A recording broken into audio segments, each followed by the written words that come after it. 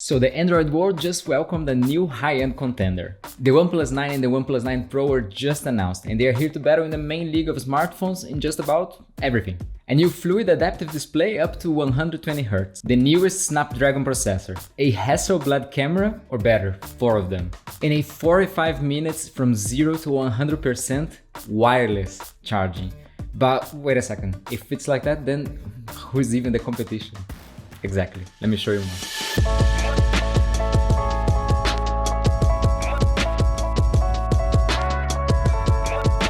E aí, I'm Henry, a Brazilian photographer living in Italy, and in this channel we talk about photo, video and tech.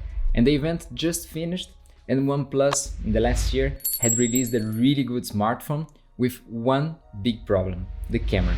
So they talked about the camera system for about half an hour, and here let's talk about the whole specs of these new phones that I can already spoiler for you are amazing.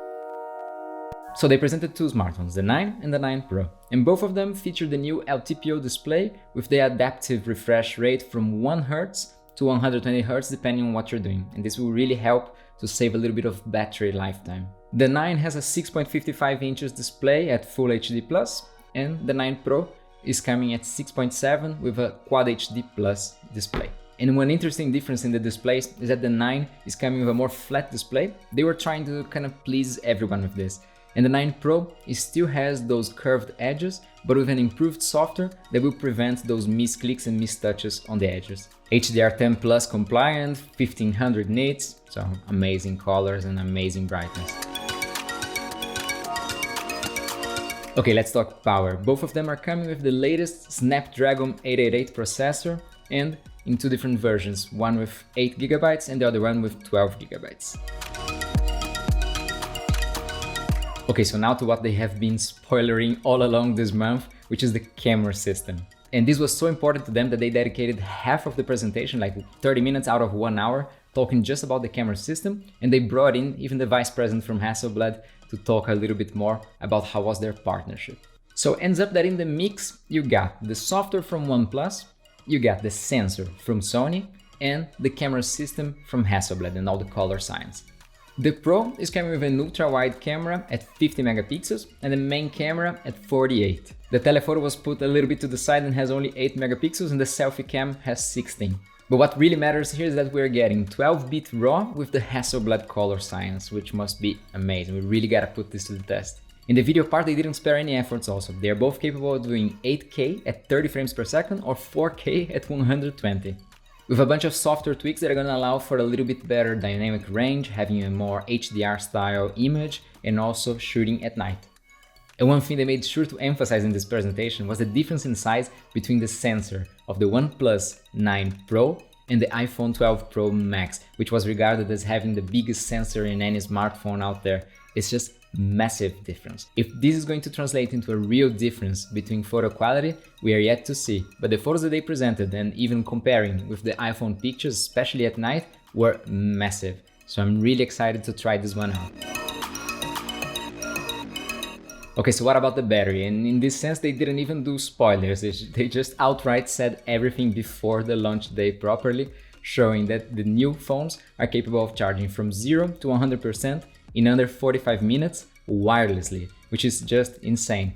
In the box, it's gonna come with a 65 watts charger, and it was really funny during the presentation that they didn't avoid saying the name of the competitors or anything. They just outright showed iPhones or showed Samsung written on the screen and just compared directly to them, showing how much these phones can charge much faster and save you around 500 hours according to their calculations per year, that you don't have to wait anymore for your phone to charge.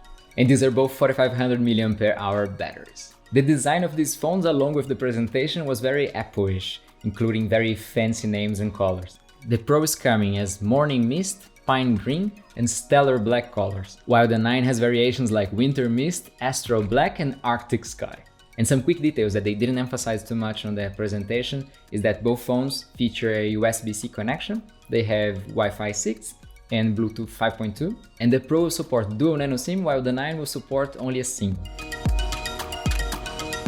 Okay, let's do an overview and talk about the price. So in the US, looks like they're doing a base version and a Pro version, meaning that the 9 is coming only in the 8GB of RAM plus 128 of storage, and the Pro only in the 12GB of RAM plus 256 of storage, costing $729 and $1,069 respectively.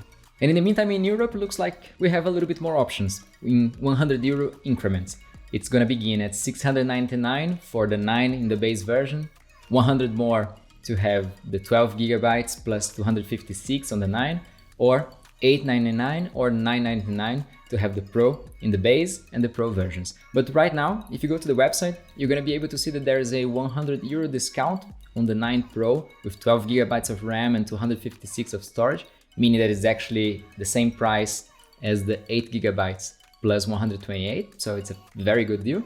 And it's coming together with the wireless charger, while in the US, it's coming together with the earbuds. Okay, so where do these phones stand against the competition right now? If you compare first with the Samsung line, the new S21s, what you can see is that the S21 Ultra, for example, would have, on paper at least, better qualities than this one, meaning that the Ultimate version has 16 gigs of RAM, has 512 of storage, the telephoto has 64 megapixels, but do these specs mean something in reality itself? Is the performance much better than these ones? We are yet to see. And if we compare this one to the iPhone line, the new iPhone 12s, you can see that they are almost the same, or the OnePlus is ahead of the game. Something that they presented in the iPhone line that would be revolutionary didn't translate, at least yet, to something that can be meaningful in everyday life.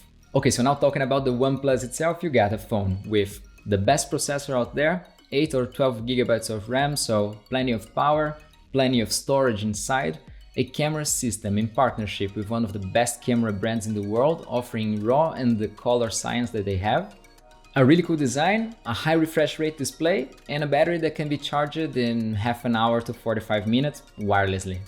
So all I can say is that I'm really anxious to have one of these to test out for you guys, and also about what's coming in the rest of 2021, because if we're still in the beginning and we're already at this level, I can't imagine what's gonna come with iPhone 13s or other brands also. But one thing's for sure, OnePlus really set the bar very, very high. Alright guys, thanks so much for watching. Subscribe to the channel to see more first impression videos like these, and also to see hands-on reviews, tutorials, and a lot of other stuff that I post around here. So I'll see you in the next one. Ciao, ciao!